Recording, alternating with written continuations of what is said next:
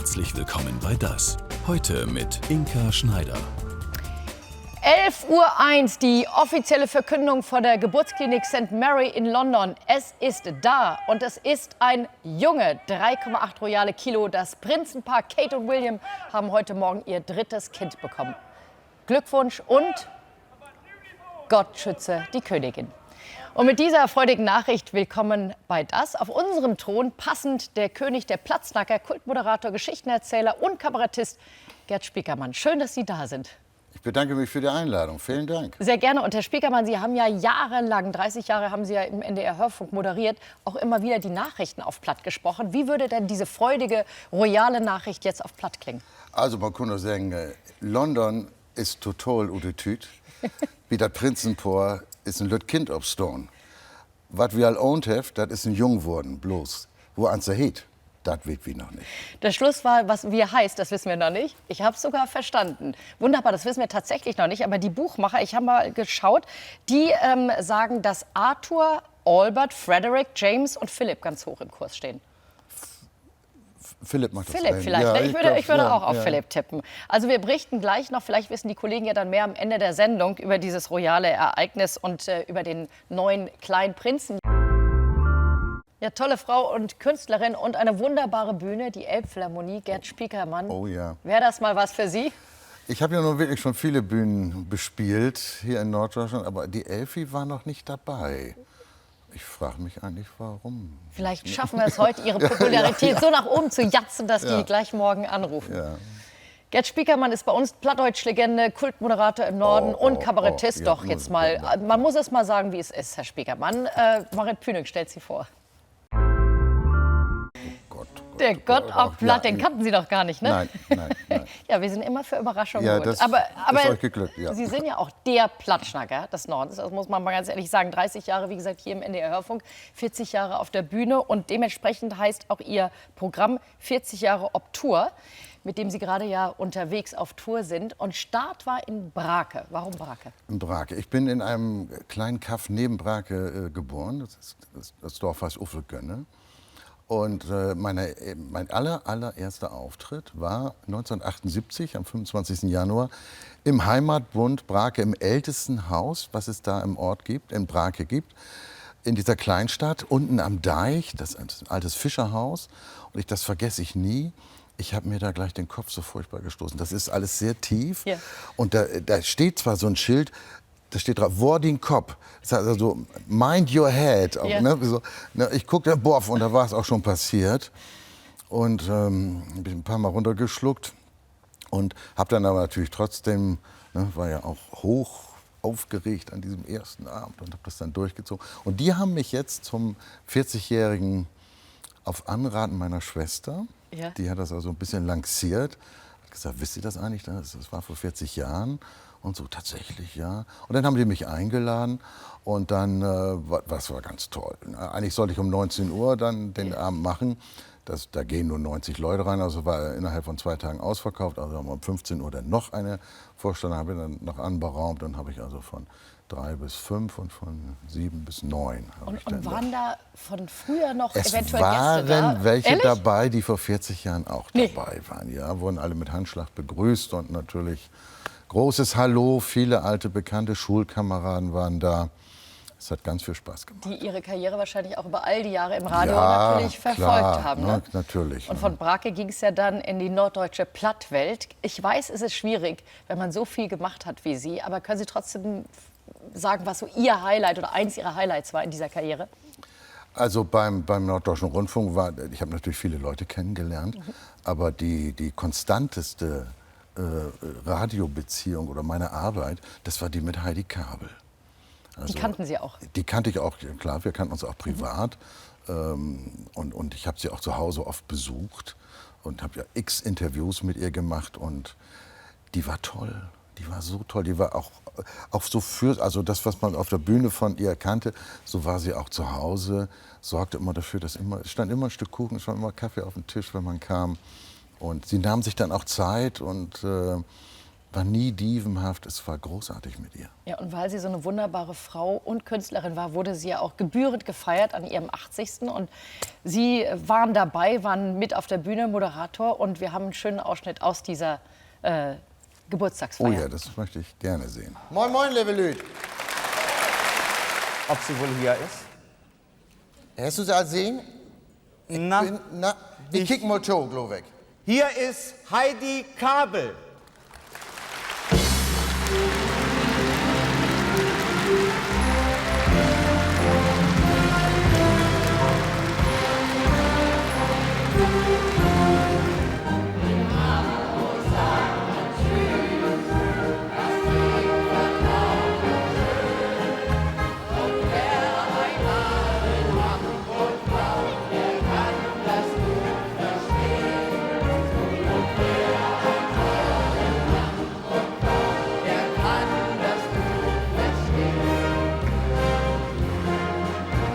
In Hamburg sagt man Tschüss, das heißt auf Wiedersehen. In Hamburg sagt man Tschüss, beim Auseinandergehen. Rührend. Ja, es geht mir auch noch ganz Oder? nah. Es geht mir ganz nah. Ja, und vor allem, wen man da gerade noch alles gesehen Ja. hat. Evelyn Kühneke und Ilse Werner, Harald Junke, Willi Milovic war dabei. Jetzt könnte man natürlich sagen, alle Ja, tot, ne? ja. Das sagt man in so einem Moment. Aber wirklich, also, und das war bestimmt. Willi war, wir hatten uns das ja aufgeteilt, Friedhelm Mönter und ich hatten uns das aufgeteilt. Wer begleitet wen nach vorne auf die Bühne? Und ich hatte Willi und vorher, glaube ich, war Evelyn. Und da sagte er, warte, wir gehen noch nicht raus. Evelyn muss erst ihren ganzen Beifall gehabt haben, bevor wir rauskommen. So war Willi. Ja, sehr war toll. anständig. War Aber das toll. gehört ja auch bei diesen Größen auch tatsächlich Ja. so. Ne? Gibt es so einen Evergreen in Ihrem Programm oder einen Klassiker, den Sie immer wieder zum Besten geben oder den die Leute echt sehen und hören wollen, wenn Gerd Spiekermann auf die Bühne kommt? Ich sage immer so, was für Fred Bertelmann der lachende Vagabund war, der konnte ja auch nie von der Bühne, ohne dass er dieses Lied gesungen hat. Das ist für mich die Geschichte vom Schötteldog. Vom Schötteldog. Vom Schötteldog. Was ist das, ein Schötteldog? Auf Hochdeutsch würde man sagen, ein Schüsseltuch, also das Allzwecktuch in der Küche. Die Geschichte hat so angefangen, beim NDR, ich musste dann nur eine Geschichte für Hör mal Bento schreiben. Und wenn mir gar nichts mehr einfiel, dann habe ich meine Schwester angerufen. Die arbeitet im Arbeitsamt. Ich angerufen, ich sage, Anne, gib mir irgendein Stichwort. Augenblick überlegt und dann sagt sie, Omas Schötteldog, Oma er Schötteldog. Ich sage, gut, ich rufe dich wieder an. Nach einer halben Stunde war die Geschichte fertig und erzählt die Geschichte dieses Tuches, mit dem in der Küche ja alles abgewischt wurde und das tatsächlich ja Omas abgelegte Unterbüchs in Wirklichkeit gewesen ist. Nee, ehrlich? Ja. Und die hat die jahrelang immer wieder vorgezogen. Und ist das auch so ein Tuch, wo man dann so die Alles, Essensreste bei den Kindern noch mal alles, weggewischt hat, wo man sich immer so alles. geekelt hat als Kind? Ganz furchtbar. Wurde auch noch drauf gesprochen. Also, ne? Ja. So, diese Geschichte. Und die war am Anfang 3 Minuten lang, Ja. weil es ist die Kerngeschichte. Inzwischen ist das eine Nummer, die etwa über eine Viertelstunde geht, wenn ich die erzähle.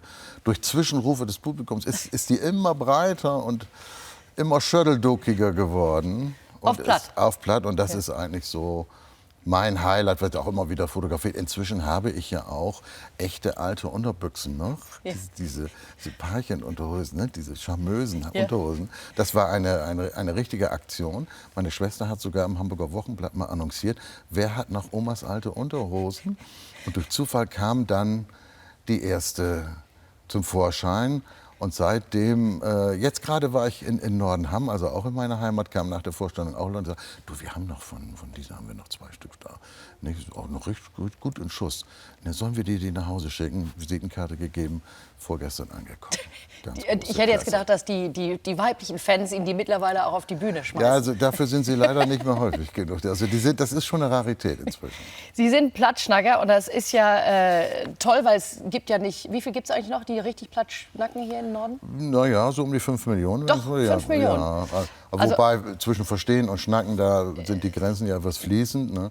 Aber also es gibt auch nichts zu beschönigen. Also es geht auch, ist rückläufig, einwandfrei. Also Sind das Sie so ist was wie der Botschafter der Plattschnacker? Ich bin Geschichtenerzähler, sagen wir so. Ich bin kein Missionar. Ich will auch niemanden davon überzeugen, dass Plattdeutsch eine ganz tolle Sprache ist, die man unbedingt erhalten muss. Ich erzähle Geschichten und ich finde, das reicht. Aber eben auf Platt. Und am Sonnabend war ja hier in Hamburg auch ein besonderer Tag, nämlich der Plattdeutsche Tag mit vielen Veranstaltungen. Eine war ein Song-Contest, natürlich auf Plattdeutsch. Und Christoph Hemker war dort und hat mal reingehört.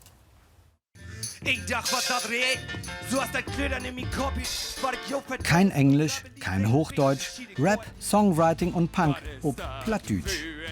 10 Bands am Start, Finale des Song-Contests Plattbeat in Hamburg. Am Nachmittag probt sie nochmal ihren Beitrag, die Flensburger Band Standbild. Singt eigentlich auf Hochdeutsch, hat aber Bock auf Platt. Gesa Retzlaff coacht sie dabei.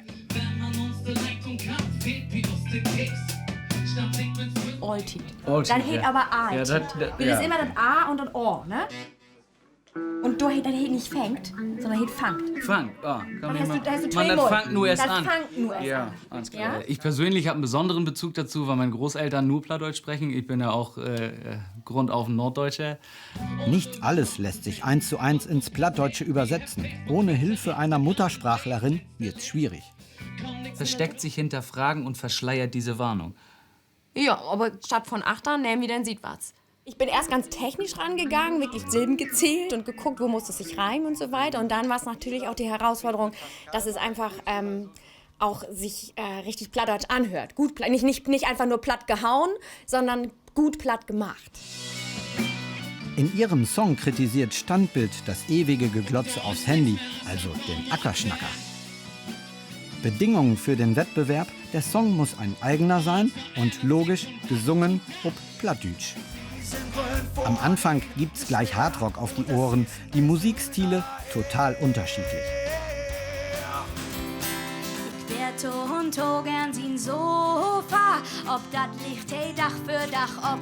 Sie schlägt ruhige Töne an. Miss Elli aus Niedersachsen. Ihre Eltern stammen aus Schlesien. Ich habe gar keinen plattdeutschen Hintergrund eigentlich. Ich wurde letztes Jahr zum ersten Mal eingeladen zu einem plattdeutschen Song-Contest. Da wurde ein Song für mich übersetzt und ich habe quasi Plattdeutsch komplett neu gelernt als neue Sprache.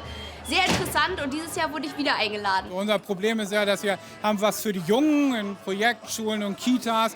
Die Alten und Älteren können sowieso noch Plattdeutsch sprechen, bloß das Mittelstück fehlt uns. Und da war die Idee, wir machen einen Song-Contest, um da auch was für die Jugendkultur einfach anzubieten. Jeder von uns rennt einfach blitzblaus durch die Welt. Standbild ist an der Reihe. Die Premiere auf Platt, als hätten sie nie was anderes gemacht. Regelt wie mit Klicks. Wenn man uns die Leitung einen Song, den wir schon haben, einfach auf Platt zu machen, ist halt, das ist schon mal geil. Und damit dann auch aufzutreten, ist noch geiler. Ob wir da jetzt nur mit einem Sieg von gehen oder nicht, ist scheißegal. Letzten Endes geht es ums Spaß. Wir haben uns auch die anderen Bands angehört, sind auch echt coole Bands dabei. Von daher, darum geht es nicht. 4 fachkundige Plattschnacker, verteilt im Publikum, bewerten die Musiker. Wenn es wirklich plattdeutsch gedacht ist und geschrieben ist, ne? Es gibt auch Texte, da hast du genau das Gefühl, nee, das ist nur übersetzt, das sind nur Buchstaben, die rausgespuckt werden. Und es muss natürlich auch auf Platt funktionieren. Hier funktioniert's. Malte Schöning aus Uetersen wird am Ende Zweiter. Miss Elli holt Bronze und Sieger wird... Das habt ihr gut mogt, Jungs ut Flensburg. Plattdeutsch, also Ja. nicht mehr selbstverständlich. Ne? Viele lernen es richtig wie eine Fremdsprache, haben wir ja gerade gehört. Ja, also das ist heute auch so. Also echte Muttersprachler, das ist schon wirklich sehr, sehr selten. Also Kinder, die heute auf die Welt kommen und noch als erste Sprache das hören und auch vor allen Dingen auch selber sprechen. Ne? Also es ist auf dem Weg zur Zweit- und Drittsprache. Aber es ist ja okay. Und wenn die als Rapmusik, als ich jung war, gab es das. Es gab Folklore, ne? Wir hatten Hannes Wader und Fidekaia und so. Aber so Rap und Rock, sowas gab es selten. Ne? Kam dann auch. Und deshalb finde ich das toll, dass die das machen. Ja. Machst es für die jungen Leute vielleicht Ja. auch wieder attraktiver. Aber Ja. Sie sind ja auch kein Muttersprachler, Sie sind Vatersprachler. Vatersprachler, ja. Das heißt, wie haben Sie platt gelernt und wo haben Sie gesprochen? Also wir hatten ja eine Kneipe da im Dorf, der Gasthof zum Schwarzen Ross, mit Viehwaage. Mit Viehwaage, was heißt Viehwaage. das? Ja, die Bauern lieferten ihr Vieh ab und die Händler kamen und kauften das dann. Also der Betrieb ging schon morgens um 7 los, musste der Vater dann schon raus und musste Vieh wiegen und die Händler kauften dann den Bauern das Vieh, aber das wurde verladen und dann zu den Schlachthöfen gebracht. Also bei uns war immer Betrieb. Dann Mutter, die machte dann schon in der Küche die ersten Suppen klar. Wenn die Bauern dann fertig waren, wollten die ja auch schon was essen, so gegen 10:30.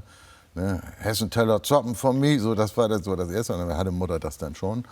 Und da wurde natürlich nur platt geschnackt. Auch meine Großeltern haben natürlich immer platt geschnackt, auch mit uns meistens. Aber Mutter wollte natürlich, dass aus den Kindern was wird. Und deshalb hat Mutter mit uns Hochdeutsch gesprochen. Das war ja auch damals, 50er Jahre, die Ansprache auch von den Lehrern. Ne? Also ihr müsst mit euren Kindern Hochdeutsch sprechen, dass sie das nachher auch also in der Schule auch leichter haben. Das sind ja auch Erfahrungen, die unsere Eltern in den Schulen machen mussten. Die kamen ja mit Platt in die Schule und verstanden erstmal nicht, was der Lehrer von ihnen wollte. Insofern sind die 50er Jahre schon sehr entscheidend dafür, dass wir jetzt auch diesen Rückgang haben. Das hat damals eingesetzt, das ist so. Aber ich habe das so gehört und auch wenn die Bauern kamen, sprachen natürlich auch mit mir immer platt, wenn die was wollten, ganz klar. Ja, und Sie haben ja nicht nur platt gelernt und gesprochen, sondern Sie haben auch Geschichten gehört und gelernt, sie zu erzählen, was ja eine große Kunst ist. Mein Vater war ja so ein heimlicher Entertainer. Der konnte gut so am Tisch so gut Geschichten erzählen. Ich weiß noch, wenn er Nachbarn besuchte und dann sagte ich zu dem Nachbarsjungen, ich sag, du, meine Eltern sind ja heute Abend bei dir, komm du doch zu uns, ne? Dann können wir jetzt in Ruhe Fernsehen gucken auch und schon mal eine Flasche Bier trinken und so. Ne? Nee, sagt er, Heino kommt doch heute Abend, also das ist mein Vater. Das will ich doch hören, was der zu erzählen hat. Ja. Also landete ich dann auch bei denen und dann machten wir so große Ohren. Denn mein Vater war schon ein famoser Geschichtenerzähler und daher habe ich das auch, glaube ich, dass ich das auch gerne mache. Gerne und auch gut, weil wie gesagt, das ist nicht selbstverständlich. Es ist eine Kunst, die Dramaturgie und die Pointe zu setzen. Also das beherrschen Sie ja wunderbar. Aber Sie sind nicht nur ein guter Geschichtenerzähler, Sie sind auch ein sehr sozialer, ein guter Mensch.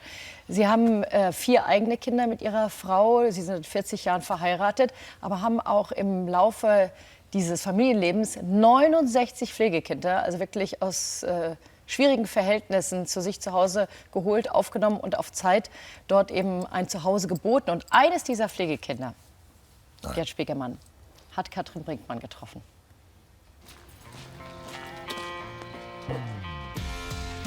Für Jessie beginnt ein neues Leben, endlich volljährig. Seit ein paar Monaten hat sie eine Lehrstelle in der Gastronomie und jetzt sogar die erste eigene Wohnung. Ein WG-Zimmer mitten in Hamburg. Ich kann sagen, wann ich wasche, wann ich esse. So, ich kann meinen eigenen Tagesablauf endlich mal planen, ohne mich nach anderen zu richten. Und das ist ganz angenehm.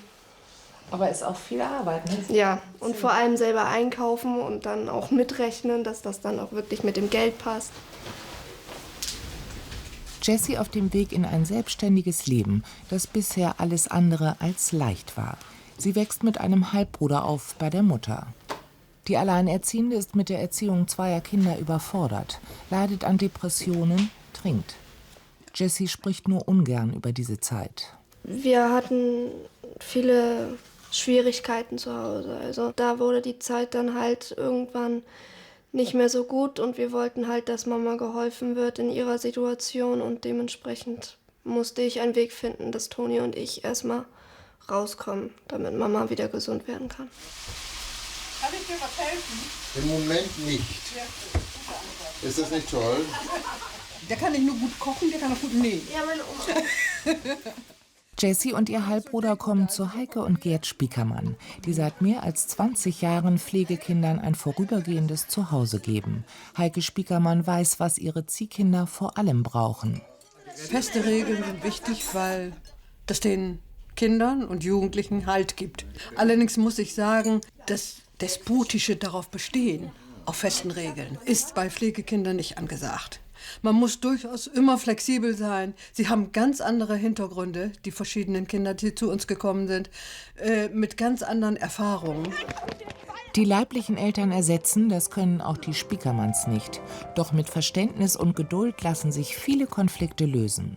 Wir haben oft Pflegekinder, die vaterlos aufgewachsen sind. Das ist eigentlich die Regel. Und ich bin dann Papa und Großvater, so ein bisschen der Fels in der Brandung. Und das genießen viele, das merke ich auch, das genießen viele Kinder, dass endlich mal eine männliche Ansprechperson da ist. 7 Monate lebte Jessie bei den Spiekermanns. Dieses Puzzle durfte sie sich im letzten Jahr zu Weihnachten aussuchen. Ein Geschenk der ehemaligen Pflegeeltern. Ich konnte mich sehr gut mit Heiko unterhalten. Aber ich fand es auch lustig, wenn ich mich mit Gerd auf Plattdeutsch versucht habe zu unterhalten. Also ich kann nicht so gut Plattdeutsch, aber ich kann es eigentlich ganz gut verstehen, ein bisschen was. Seit 3 Monaten hat Jessie auch einen Freund. Kevin lernt im selben Betrieb. Nach der Lehre will sie übrigens noch ihren Realschulabschluss nachholen. Mein Leben ist toll mittlerweile, ja. Ich habe einen guten Kontakt zu meiner Mom, ich habe eine gute Arbeitsstelle, ich verdiene eigentlich relativ gut, habe jetzt den großen Jahr an meiner Seite. Also ich finde es ganz toll, wie das jetzt alles gelaufen ist. Eins wollte Jessie uns doch noch mit auf den Weg geben. Hallo Gerd, ich wünsche dir alles Gute zum 40. Bühnenjubiläum und ich danke euch, dass ihr uns aufgenommen habt. Macht weiter so.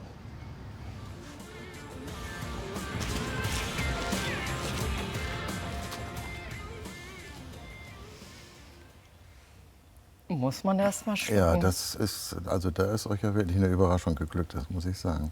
Sehr berührend, ja, ne? Und dass sie, ich finde auch das toll, dass sie auf dem Weg ist. Ne? Das macht einfach natürlich auch Spaß, das zu sehen und auch zu hören. Sie sind Monate bei uns gewesen und wir konnten ein bisschen was anstoßen und das macht Spaß, das ist schön. Offensichtlich. Ja. Und Jessie, ich habe es ja gerade gesagt, ist ja nur eine von 69 Pflegekindern, die sie im Laufe der letzten 40 Jahre oder 20 Jahre aufgenommen haben. 22 Jahre. Wie ist es überhaupt dazu gekommen? Also meine Frau und ich, wir wollten eigentlich eine richtig ganz große Familie haben. 6 Kinder wollten wir eigentlich haben. Aber im Kreissaal beim 4. hat die Ärztin gesagt, aus, jetzt ist vorbei. Ne? Das war so eine schwere Geburt, jetzt dürfen keine eigenen mehr kommen. Gut, das haben wir dann gesagt, 4 ist ja auch, ne? Ist ja auch schon deutlich über dem Schnitt. Aber als der Junge dann 5 war, haben wir unabhängig voneinander, wir haben schon mal darüber diskutiert und so. Und meine Frau wollte auch wieder irgendwie beruflich was machen oder auch Verantwortung übernehmen. Wir sind ja nun beide auch irgendwann mal Lehrer gewesen, Pädagogen. Und da hatte sie in einer Zeitschrift eine Anzeige, Pflegefamilien werden gesucht, und ich hatte das in der U-Bahn gelesen. Eltern auf Zeit werden gesucht, vom Pflegeverein Pfiff hier in Hamburg. Und abends fingen wir an, darüber zu reden. Und dann haben wir gesagt, das ist kein Zufall. Das gehen wir jetzt an.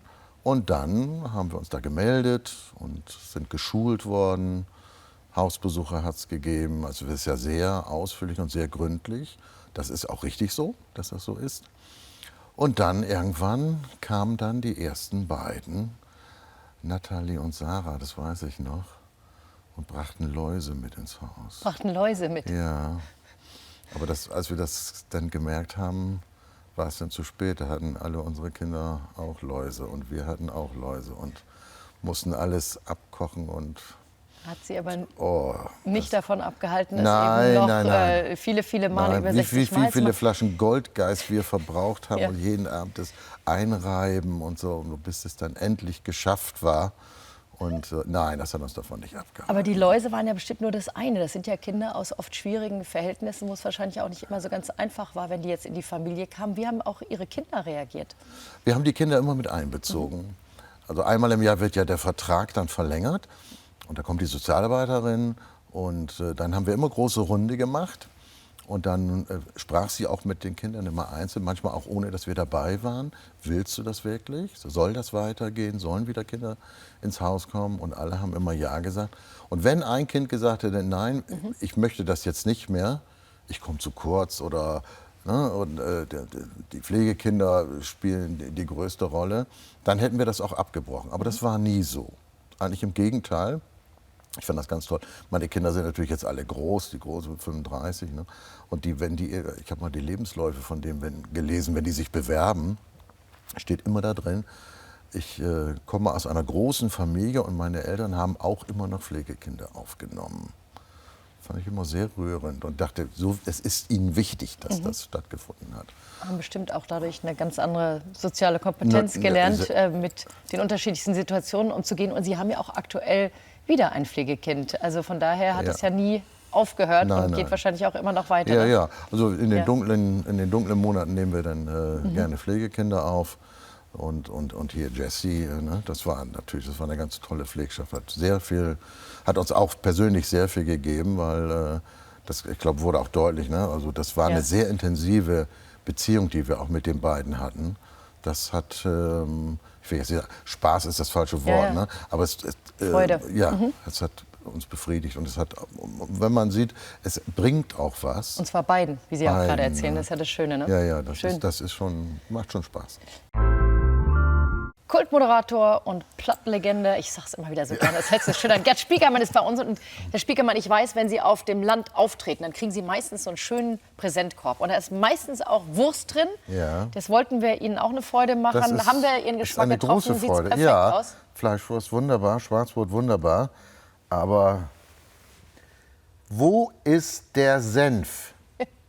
Das ist nur halber Kram, ehrlich gesagt. Wir haben natürlich Senf, aber Senf kriegen Sie meistens nicht vor Ort und das ist auch Teil Ihres Programms. Ja, wir haben uns nicht lumpen lassen. Nein. Nicht nur eine Sorte, gleich 6. Sie können sich eine aussuchen. Und Löwen und Medium, alles da. Hier bleibe ich. Aber das ist Teil Ihres Bühnenprogramms, ne, dass Sie diese Geschichte erzählen. Ja, über den, also der Kern lässt sich in einem Satz zusammenfassen. Ein Leben ohne Senf kann ich mir nicht vorstellen. Es war auch wirklich so, bei uns zu Hause stand immer Senf auf dem Tisch, immer. Ja, dann wie gesagt, also wenn Sie Lust haben auf ein Stück Fleischwurst, greifen Sie zu. Aber jetzt wollen wir natürlich auch noch wissen, weil Sie ja beim NDR gar nicht mehr arbeiten. Sie sind im Ruhestand und wie das heute so üblich ist bei Rentnern, sind auch Sie, wie ich mir habe sagen lassen, im Unruhestand. Ja. Wie sieht der denn aus? Ja, wir reisen gerne und viel, meine Frau und ich. Ne? Das ist so eins. Aber das Rentnerdasein hat ja so auch seine Regeln. Ne? Also soll ich das mal erzählen? Ja, gerne. Wenn du Rentner bist, hast du auf Drehsocken zu achten. Gesundheit, geistige Anregung und soziale Kontakte. Dort kommt das an. Und da richtig mein Leben total ne ut. Ich schlob jeden Morgen Bitclock negen. Gesundheit. Dann lob mir froh und Eckus ganz viel Tiet mit das Frühstück. Soziale Kontakte. Dann überleg wie us, wat kommen wir wohl zum Mittageten? Geistige Anregung. Nur vor wir haben einen Supermarkt. Gesundheit durch Bewegung.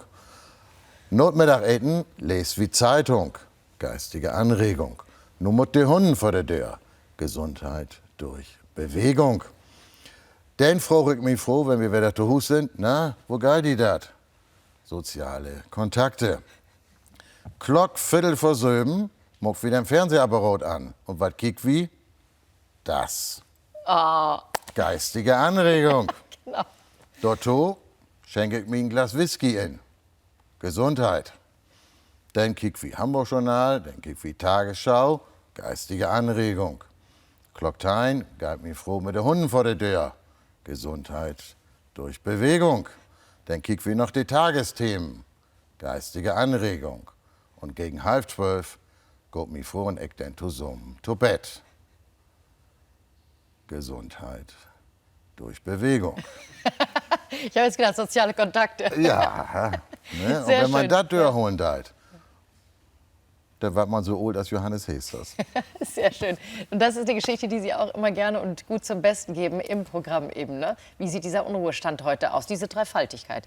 Sie haben viele Fans, aber einen wirklich großen Fan, die Sie seit Jahren überall hin begleitet. Und die möchte Ihnen jetzt gerne mal was sagen. Hallo, moin Gerd. Na, du wirst dich wundern, dass ich jetzt dir einen Gruß bringen darf, aber ich freue mich sehr, dass du auf dem roten Sofa endlich mal sitzt. Das habe ich ja schon lange gesagt, dass du dahin gehörst. Vor allen Dingen, weil du ja schon seit 40 Jahren mit deinen wunderbaren Geschichten unterwegs bist. Und ich darf dich ja auch schon seit 40 Jahren dahin begleiten, was mir natürlich sehr viel Freude macht und heute ein ganz, ganz herzliches Dankeschön dafür. Hinter mir, mein Museum, siehst du, das ist ja mehr dein Museum. Von deinen Veranstaltungen schleppst du mir ja ständig irgendwelche Relikte aus unserer Kindheit entgegen. Und alle erzählen auch wieder eine Geschichte. Ich wünsche dir noch ganz, ganz viele schöne Geschichten. Viel Spaß auf dem roten Sofa. Bis bald. Tschüss. Meine Anne. Oh. Ihre Schwester. Also ihr habt ja nur Überraschungen. Ja, Also, wir haben uns nicht, wir dachten, nee. wenn Sie jetzt schon Oh, endlich mal kommen, Mann, dann Mann. lassen wir uns nicht lumpen. Ja, Anne ist, ich habe ja schon erzählt, ne? Also meine Familie ist natürlich Inspirationsquelle auch meiner Geschichten, aber meine Schwester ist natürlich sowas wie eine Muse. Also die hat ja auch die Geschichte mit dem Schotteldruck, das hat sie ja auf dem Gewissen, weil sie mir dieses Stichwort gegeben hat. Hier sehen wir Sie auch als Kinder, das heißt, Sie waren schon immer ganz eng, Sie beide? Ja, meine große Schwester, ja. Große, stolze Schwester. Oh ja, guck mal, da kann ich kaum laufen. Ja, da habe ich ein Leibchen an, sieht man, ne? Ja. Und die Strümpfe werden, ja, das sind wir als Teenager, ja. Ist sie auch so eine Instanz, die sich Ihre Geschichten anhört, die vielleicht auch die erste ist und Sie kritisiert? Also als ich noch im NDR war, habe ich dann, wenn ich die Geschichte gehört habe, wieder im Arbeitsamt angerufen. Ja. Und ich sage, Anne, hast du 2 Minuten für mich? Ja. Oder sagt sie, im Moment geht es nicht, aber ich rufe dann zurück. Und dann habe ich ihr die Geschichte erzählt, hat sie zugehört. Und da konnte ich schon an ihrer Reaktion sofort wissen, das stimmt nicht oder ist in Ordnung. Da musst du noch ein bisschen nachlegen und so. Sie hat schon ein sehr feines Gespür dafür. Und wenn sie mitgeht, wenn ich irgendwo lese oder erzähle, ich lese ja nicht, erzähle, dann sitzt meine Schwester eigentlich nicht im Publikum. Ne? Anne sitzt immer irgendwie so an der Seite und guckt ins Publikum hinein. Die kennt ja alle Geschichten und die will dann die Reaktionen des Publikums sehen. Und da hat sie ihren Spaß dran. Und dann wird dann noch mal feinjustiert. Ja, wenn wir dann zurückfahren, ne, dann wird das noch nachgearbeitet. Eine schöne Geschichte heute, wir haben es zu Beginn der Sendung schon gesagt, ist natürlich Nummer 3 ist da. Kate und William haben Nachwuchs und sich selber eigentlich überraschen lassen. Ariane Peters berichtet. Ja, 3. Kind. Sie wissen, was das heißt. Ja. Sie haben 4. Haben Sie einen Tipp für das Prinzenpaar, was das bedeutet, das 3.? Ist das jetzt mehr Stress oder weniger? Das hängt ein bisschen davon. Also die Kinder werden eigentlich immer ruhiger, je mehr da sind, weil die Eltern werden immer besser. Das ist einfach so. Beim ersten ist natürlich große Unsicherheit. Beim zweiten war bei uns auch so. Das zweite legtest du hin und es schlief. Das dritte auch. Ne? Und der vierte, klar. So, aber es ist jedes Mal wieder spannend. Aber 4 finde ich auch nach England gerichtet ist eine gute Zahl, finde ich. Also die müssen jetzt erstmal dieses 3. Gut schaffen. Aber ich habe auch das Gefühl, Kate und William, ich würde mit Ihnen sogar wetten, ich glaube, da kommt noch eins. Habe ich so im Gefühl. Aber 4 Kilo ist auch schon heftig, schon ne? Heftig, ja. Ne? Ja, das stimmt. Ja, proper. Sie sind seit 40 Jahren verheiratet, Gerd Spiekermann. Hier ist Ihre wunderbare Frau auf diesem Buch zu sehen. Sie haben nämlich ein Fotoband gemacht von Ihrer Reise nach Südamerika. Sie beide reisen ganz viel und Sie waren direkt nach Ihrer Pensionierung, sind Sie erst mal ein halbes Jahr auch richtig weit weggefahren, um auch wahrscheinlich so ins neue Leben so richtig einen Cut zu machen, einen Bruch zu machen und da einzutauchen. Warum Südamerika? Also wir sind mit dem Finger auf der Landkarte rummarschiert und haben gesagt, wo waren wir eigentlich noch nicht länger jetzt auch und so. Und irgendwie kamen wir auf Südamerika. Da war ich aber noch beim NDR. Und dann haben wir gesagt, okay, wir müssen jetzt auf was investieren. Und sind dann im Urlaub immer nach Spanien gefahren, haben da Spanisch gelernt. In Malaga, in Salamanca, in Madrid, auf Teneriffa. Also richtig morgens von 9 bis 11 bis 1 haben wir auf der Schulbank gesessen, Vokabeln gebüffelt. Nachmittags haben wir da so Sightseeing und sowas gemacht. Haben da auch immer in Familien gewohnt. Also man kann sich das von der Schule dann mal aussuchen. Willst du im Hotel, Familie oder eine Jugendherberge? Und dann haben wir gesagt, so. Und das haben wir in Südamerika dann auch wiederholt. Wir haben immer in südamerikanischen Familien gewohnt und haben ganz tolle Freunde da kennengelernt. Ja, und Sie haben auch unter anderem eine, was ich auch toll finde, Reise durch Berlin gemacht mit dem Fahrrad und haben immer über Airbnb, also sich Wohnung gemietet, in einem anderen Stadtteil gewohnt, um auch wirklich dort so richtig verästelt alles kennenzulernen. Finde ich ganz toll, die Projekte, die Sie machen zusammen. Ja. Die treibende Kraft da ist meine Frau. Die hat auch immer... Hinter jedem tollen, erfolgreichen Mann steckt natürlich eine noch tollere, erfolgreiche Frau. Gerd Spiekermann, vielen Dank. Sie dürfen zugreifen. Ich sage, wer morgen kommt, jetzt haben Sie sich verdient, noch ein bisschen Fleischwurst. Eine unserer erfolgreichsten Schauspielerinnen kommt morgen. Sie ist der neue Stern am Karl-May-Himmel über Bad Segeberg, Christine Neubauer. Sie spielt die intrigante Judith Silberstein, macht Winnetou das Leben schwer. Auch im Fernsehen ist sie jetzt wieder zu sehen. Wir freuen uns wahnsinnig auf Sie.